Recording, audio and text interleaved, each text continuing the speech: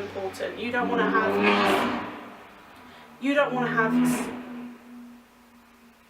dickhead. Hi Figgy. Hi mister. You want to be in this video? Do you want to be in this video? Oh. Say hello. Hi guys, welcome to today's video. I've got a friend here helping me. In fact, I think he's being a bit clingy because it's thunder and he doesn't really like it. He's not sure. Come on then. Good boy. So today's video, I don't want it to be like my surviving the heatwave video because obviously this is like more serious and I want to do videos about my health problems that I couldn't find when I was looking for answers, like when I first been diagnosed and stuff like that. Like hi Cleo, they both want to be near me today. Do you not like the thunder? Okay, she's just going to destroy everything behind me, brilliant. Yeah, I went looking for a lot of videos whilst I was waiting for doctors and I hadn't had a lot of information. I'd just been told I had lupus and I found it all really confusing and I was like, what should I be doing? And I read that like summer is bad for people with lupus because heat is bad and UV rays are bad, so sunlight is bad. So I was like, okay, but like in what way? What should I be doing? What should I not be doing? And I just found it quite like overwhelming and confusing. So all of the videos that I searched for back when I just got diagnosed, I want to now make so that if anyone else is out there, it's getting really sunny all of a sudden, even though it's chucking it down. This weather is insane.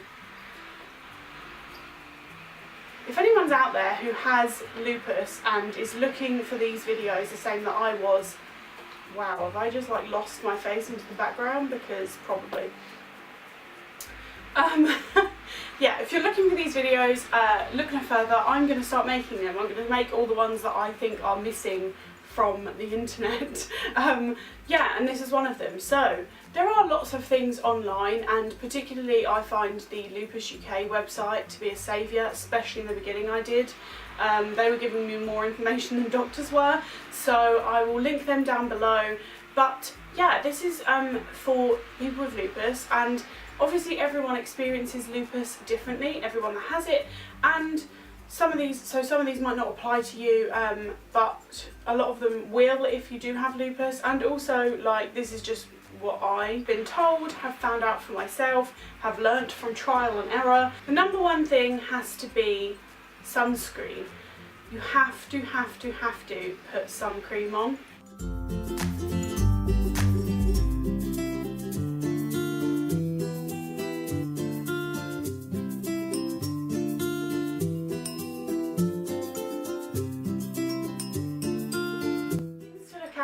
With sun cream are the highest factor, so factor 50 I use.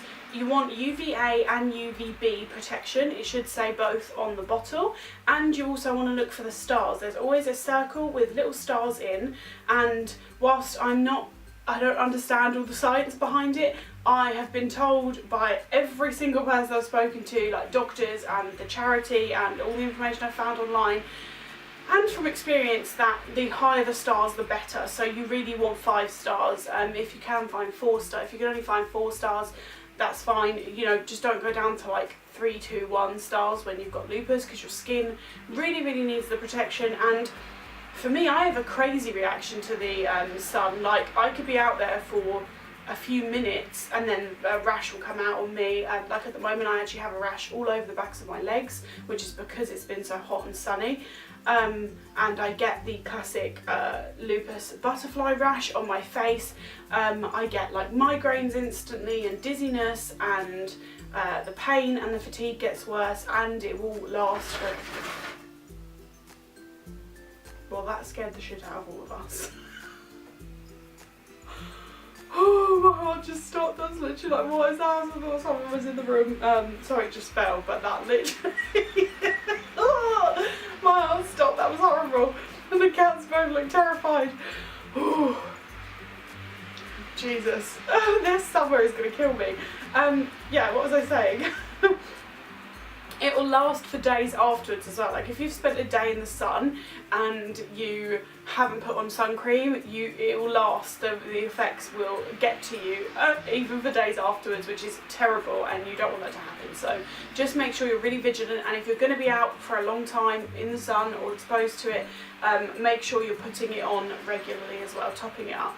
I've heard about this thing, and although I haven't got it or tried it, I'm actually going to buy it literally after I make this video, because I heard about it a couple of days ago, which is scalp sun cream. But apparently it's not like sun cream, it won't make your hair all like greasy and wet, but it's for like your parts and stuff like that. And that for me is genius, because my rheumatologist does not stop lecturing me about wear a hat, wear a hat, wear a hat. But honestly, sometimes it's too hot to wear a hat. Like it makes my head feel hotter, which makes me feel hotter. It makes me feel dizzy and migrainey. So sometimes I can't wear a hat, and so then your scalp is exposed. So scalp, this is a tongue twister, scalp sun cream sounds amazing. So I'm going to go and look for that. Definitely Google it yourself if you have a lupus and you're the same as me, needing that, because I suffer with hair loss and sores on my scalp and stuff like that. So yeah, I definitely need it, and if you suffer with those things, you should look out for it too. That brings me to what I was just saying, which is hats. Wear hats as much as you can in the summer when you go out, and not just in summer as well. Like a lot of this is just for if the weather is really bright and sunny or hot. Like if the UV rays are high, it's going to affect us, unfortunately. So my route, like I said, that's the one thing he always goes on about, is hats, hats, hats, because of how bad my scalp and hair loss problems are. Wear a hat, wear a hat, wear a hat. So yeah, I've just had to get used to, like, you grab your sunglasses before you go out, why am I down here? What is happening? What is happening? There we go. My camera died, so I've had to swap it around. Yeah, just make sure you wear a hat. If you are going out, make sure you stay in the shade as much as possible, or take regular shade breaks. I know that's difficult. It's like you can't always avoid sun patches if you're going somewhere and you've got a queue outside or anything like that. And when you're stuck in your car, you can, the sun comes in through the car and you can be stuck.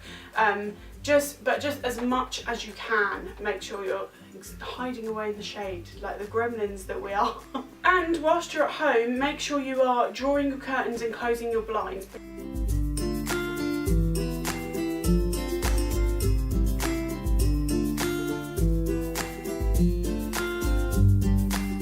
Even if you're sitting on the sofa and the sun is coming through and get on you like for an hour or something, that is the same as being outside. The UV rays will still get to you. They are everywhere, but like, you don't want to put yourself in direct sunlight even when you're indoors. So it's just good. That's also good just to keep cool as well. Like apparently a lot of hotter countries do that. Which, to be fair, yeah, when I remember going to Spain and Greece, they always kept all their like blinds and curtains closed in the middle of the day. So just do that.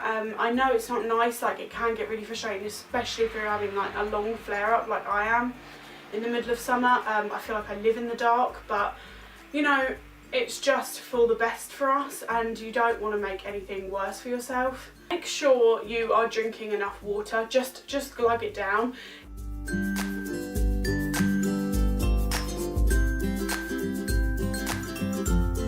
you're like me, you'll probably be on a lot of different tablets, and also, you'll be exhausted, fatigued, your pain will be worse, swelling, all of these things. You want to drink water. Just make sure you're hydrated, especially for like headaches as well and dizziness. Water is really great. If it's been a while, if you're sitting there and you're thinking, I can't remember the last time I had a drink, then go and get one. In the heat, it's just so important. You don't want to have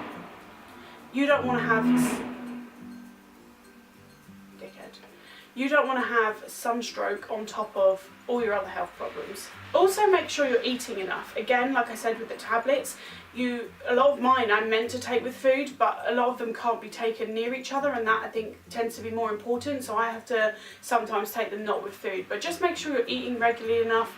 You don't want to it's going to upset your stomach if you're just taking loads of tablets on an empty stomach all day, and you need it for your energy. Again, it will help with headaches. It will help with your energy levels and your strength. Just make sure you're remembering to eat. And I know it's awful, like I've been so nauseous, and the last thing you want to do when you feel sick is eat, but you have to make sure you are getting nutrition. And a great top tip is I prepare, like when on a good day, I prepare loads of fruit in a bag and freeze it so that I can just get it out, put it in a blender with some almond milk, and I have a smoothie, and it's nutritious and it's filling.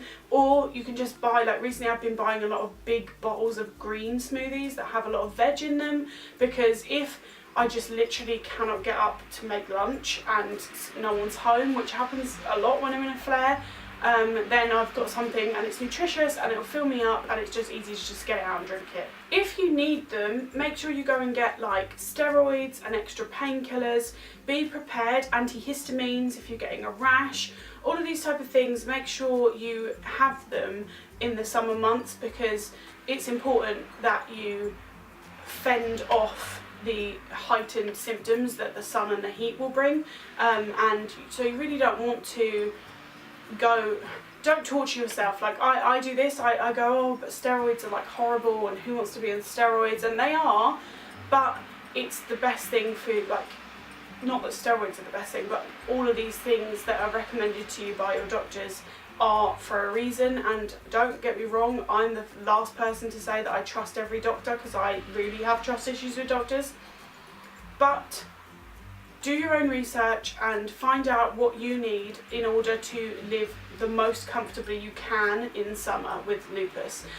So don't like beat yourself up about needing extra help or needing extra drugs, or whatever it is that you need, take it and do it, because why should life be even harder than it is for you living with lupus already? Get extra rest.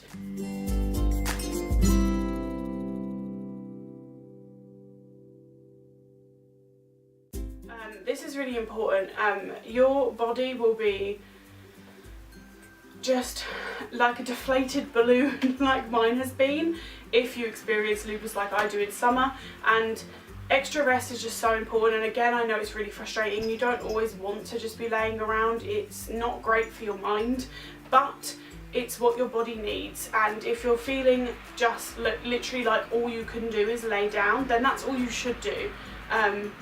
I know that's not realistic for everyone, and it won't work every time. Like it's life. We're adults, and even if you're not an adult, if you're a kid, you have responsibilities and things you need to do every day, and I get that. But when you can just get extra rest. Cover up as much as possible, and this is a really hard one because you don't want to feel hot.